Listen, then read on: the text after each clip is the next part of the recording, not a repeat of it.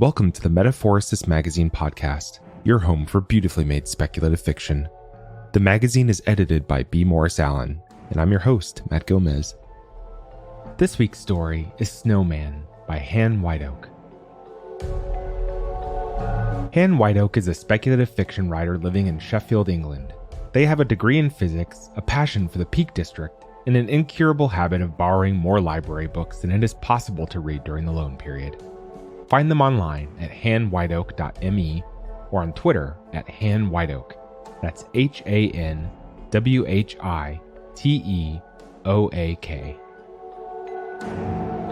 Let's jump in.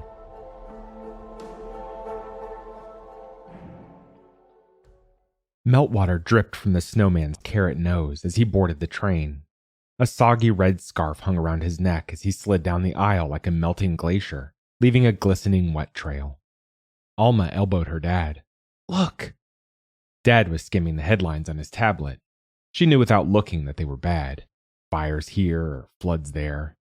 Gran, whom they were going to visit, would have been ranting about the state of the world, but Dad read quietly, giving only a little nasal sigh every now and again.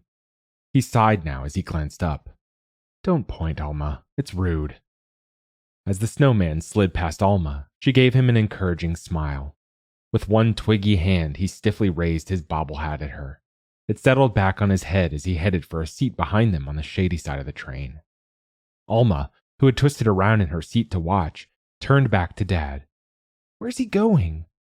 "North, I guess." "Why?" "It still snows up there." That morning, a freak snowstorm had delayed their train leaving the city. The passengers, stamping their feet on the platform, had complained. "Snow like the olden days," they'd said. "So much for global warming." The train clunked back into motion. Outside the window, the snow was already melting, dripping from the early budding trees.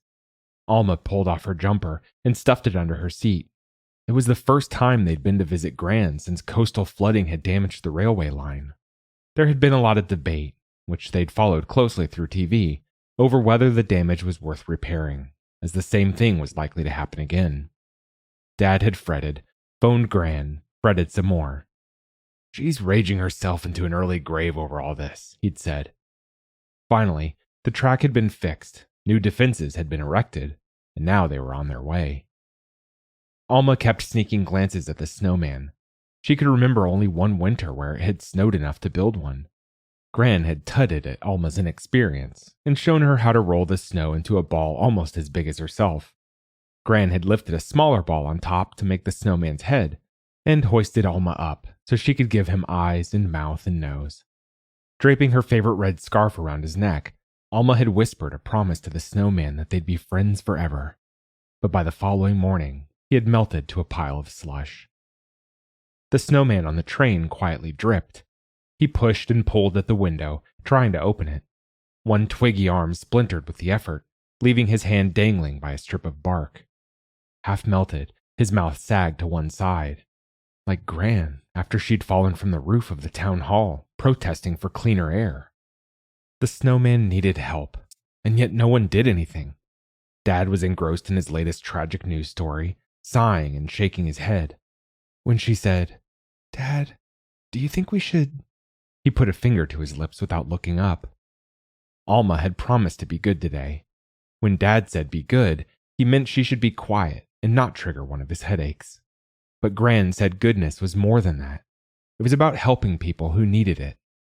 Alma wasn't sure whether a snowman counted as people, but that part didn't seem as important as the part about helping. Pulling a band from her plaited hair, she slid off her seat and approached the snowman, who turned to her with sad, coal eyes. "It's all right," she said. "I want to help."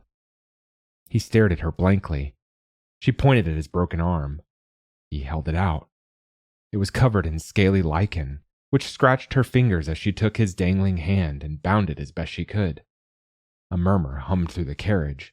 When Alma looked up, Dad was standing over her. "Leave it alone, love. Come and sit down." She looked at the snowman, beads of water running down his head, and back at her father. "He's melting." "I know, but there's nothing we can do." Alma knew she shouldn't make a scene, but she couldn't ignore the snowman. With lots of help from her medical team, Gran had recovered, so that now her face was nearly symmetrical again. Surely the snowman could get better too. She pulled herself up to her full height, the top of her head level with Dad's chest.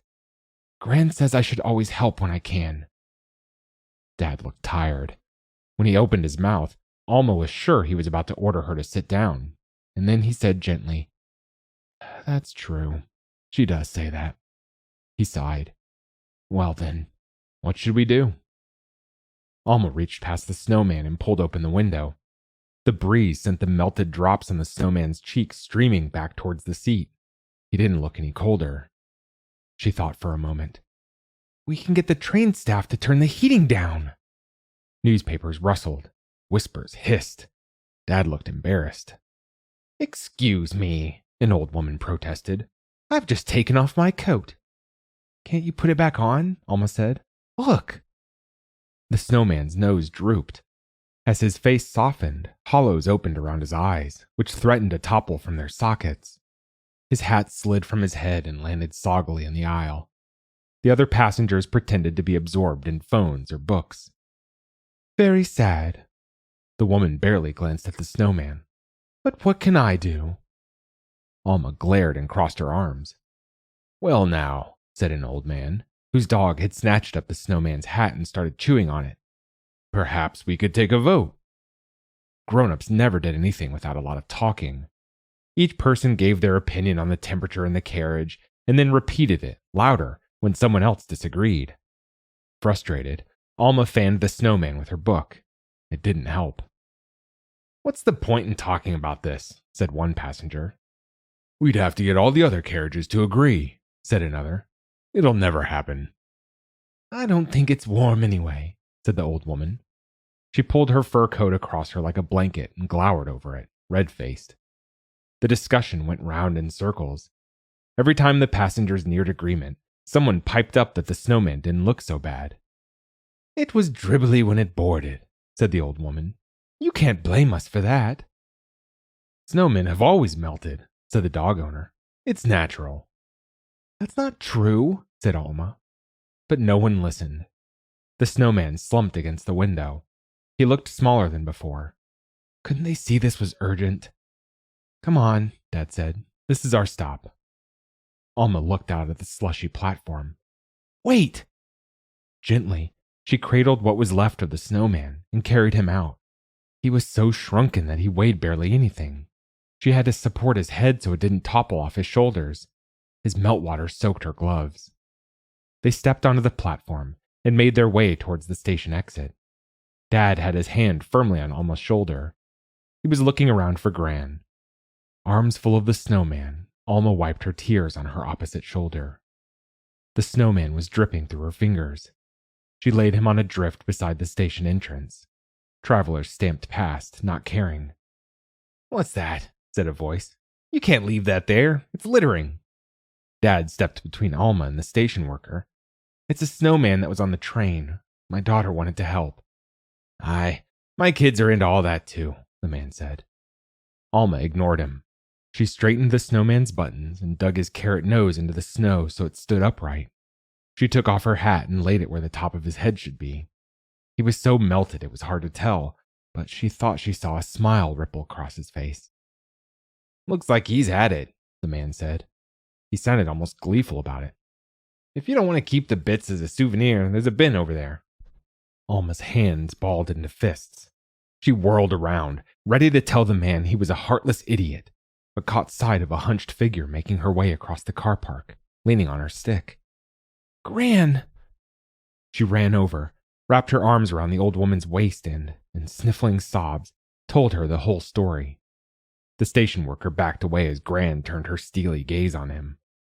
"Now then," she said, once he had gone, "who have we here?" The snowman was no more than a carrot, a blood-red scarf, and a few discarded lumps of coal. "I'm sorry," Alma said. "I tried to help, but I failed." "No," said Gran. "You didn't fail. You let him know someone cares. That counts for a lot." "But he died. Couldn't even make the people on the train listen." "Well," Gran said, straightening up to her full height. "Getting people to listen is harder than saving even one snowman, but that doesn't mean it's not worth a try." "Mother," Dad said. "Hush," she said. "By the sound of it, you've been no use." "I didn't stop her," Dad protested. "Never mind not stopping her. What were you doing to help?" She took Alma's hand and started to lead her across the car park. "Now, I know a thing or two about making people listen." Dad trailed along behind them, carrying their heavy bag. Alma snuggled into her grandmother's side, wiping her tears on the old lady's coat. She had the feeling they were about to start something important. That was Snowman by Whiteoak. Thanks for listening. If you enjoyed this episode, we'd love it if you'd leave us a 5-star review on Apple Podcasts, Spotify, or whatever platform you listen to us on. Or, better yet, share the magazine and podcast with a friend. If you'd like to listen to more speculative fiction, visit us online at magazine.metaphorosis.com or on Twitter at MetaphorisisMag.